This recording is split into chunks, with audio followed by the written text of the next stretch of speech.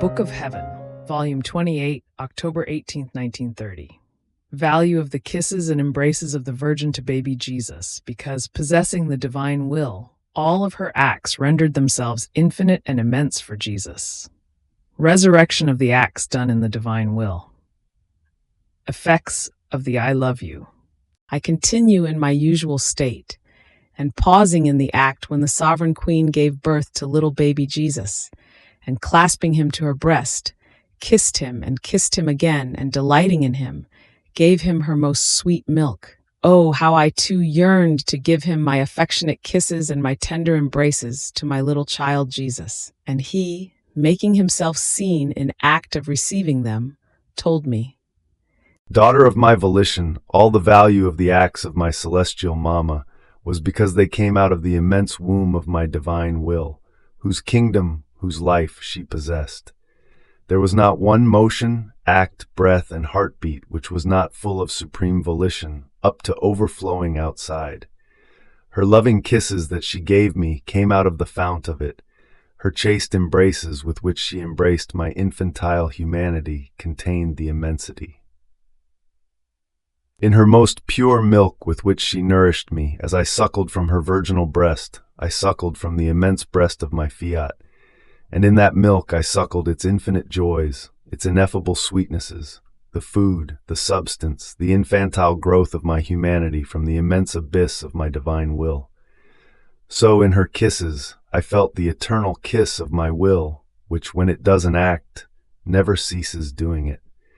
In her embraces I felt a divine immensity embracing me. And in her milk I nourished myself divinely and humanly, and she gave me back my celestial joys and the contentments of my divine will which kept her all filled. If the Sovereign Queen had not had a divine will in her power, I would not have contented myself with her kisses, with her love, with her embraces, and with her milk. At the most, my humanity would have been content, but my divinity, I, Word of the Father, who had the infinite, the immense, in my power wanted infinite kisses, immense embraces, milk full of divine joys and sweetnesses. And only in this way was I satisfied, as my Mama, possessing my divine will, could give me kisses, embraces, love, and all her acts that gave of the infinite. Now, you must know that all the acts that are done in my divine will are inseparable from it. It can be said that they form one single thing, act and will. The will can be called light, the act heat, which are inseparable from each other. So all those who will possess my fiat as life will have in their power all the acts of the celestial Mama. And she had in her power all of their acts, in such a way that in her kisses and embraces I felt myself kissed and embraced by all those who were to live in my will, and in them I feel myself being kissed again and embraced by my Mama. Everything is in common and in perfect accord in my will. Each human act descends from its womb, and with its power, it makes it rise back into the center from which it came out. Therefore, be attentive and let nothing escape you which does not enter into my divine will, if you want to give me everything and receive everything. My poor mind continues its course inside the divine will, according to the circumstances I find myself in. But my point of support, my origin, the means, the end of my acts, is always the divine will. Its life runs within me like the sweet murmuring of the sea, which never stops, and I, as requital of homage and of love, give to it the murmuring of my acts, which the same divine fiat makes me do. And my always lovable Jesus continues telling me, "My daughter, each act done in my divine will forms a divine resurrection in the soul. Life is formed not of one act, but of many acts united together. So the more acts are done, so many times does she rise again in my will, in such a way as to be able to form a complete life, all of divine will. Just as the human life is formed of many distinct members, in order to be able to form its life, and if there were only one member, it could not be called life, and if some members were missing, it would be called defective life. In the same way, the repeated acts done in my will serve as if different members of divine will were formed in the creature, And while they serve to reunite together these acts in order to form the life, they serve to nourish the same life. And since my divine will has no end, the more acts are done in it, the more its divine life grows in the creature.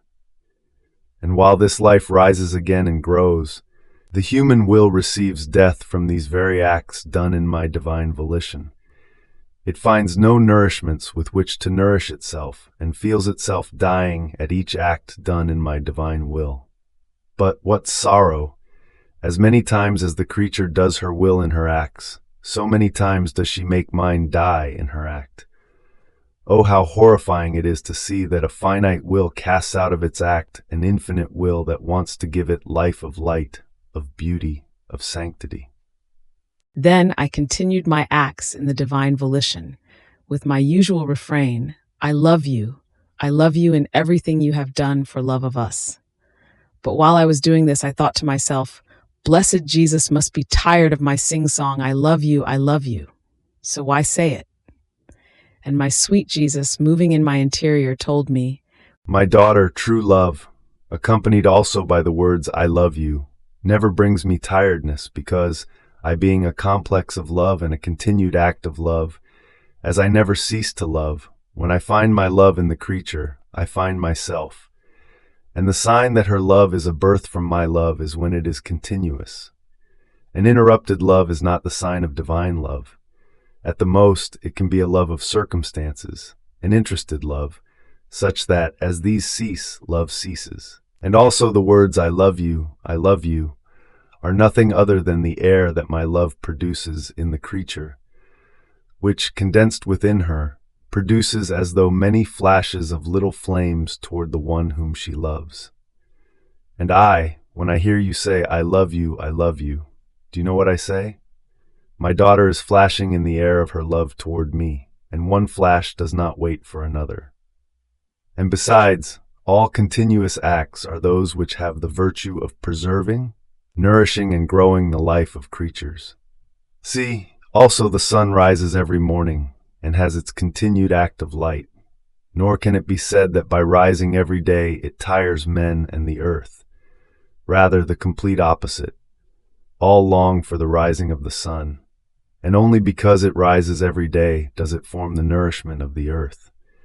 Day after day, it keeps nourishing, little by little, the sweetness in the fruits, until it makes them reach perfect maturation. It nourishes the varied tints of colors for the flowers, the development for all the plants, and so with all the rest.